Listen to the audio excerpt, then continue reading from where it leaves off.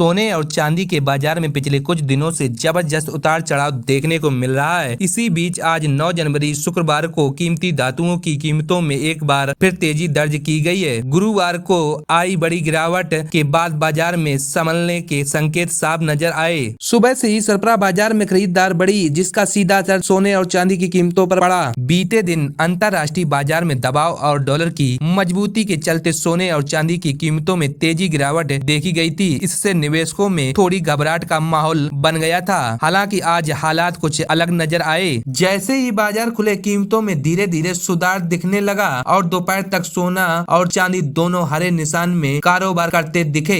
बाजार जानकारों के मुताबिक आज की तेजी के पीछे कई अहम कारण हैं। पहला, वैश्विक स्तर पर आर्थिक अनिश्चितताओं का बना रहना। दुनिया के कई देशों में ब्याज दरों को लेकर असमंजस की स्थिति बनी हुई है, जिससे निवेशक सुरक्षित निवेश विकल्पों की ओर रुख कर रहे हैं। ऐसे समय में सोना हमेशा भरोसेमंद निवेश माना जाता है। दूसरा कारण हालिया के गिरावट के बाद निवेशकों द्वारा की गई ताजी खरीदार है, जिसे नजदीकी भाषा में लो लेवल पर खरीदार कहा जाता है। आज घरेलू बाजार में 24 कैरेट सोने की कीमतों में अच्छी बढ़त दर्ज की गई है। वहीं 22 कैरेट सोना भी महंगा हुआ है। चांदी की बात करें तो इसमें भी जोरदार उछाल देखने को मिला है। बीते सत्र में आई भारी गिरावट के बाद आज चांदी ने निवेशकों को राहत दी। खास तौर पर औद्योगिक मांग और शादी विवाह के सीजन को देखते हुए चांदी में खरीदारी बढ़ गई है। निवेशकों के लिए मौजूद हालत में सतर्कता बेहद जरूरी मानी जा रही है। बाजार विशेषज्ञों का कहना है कि फिलहाल सोना और चांदी में चढ़ाव उतार का दौर जारी रह सकता है। ऐसे में जल्दबाजी में बड़े निवेश करने से बचना चाहिए। अगर निवेश करना ही है तो चरणबद्ध तरीके से और लंबी अवधि को ध्यान में रखकर फैसला लेना बेहतर रहेगा। वहीं आम खरीदारों की बात करें तो कीमतों में आई है तेजी उनके लिए थोड़ी चिंता बढ़ा सकती है, खासकर वे लोग जो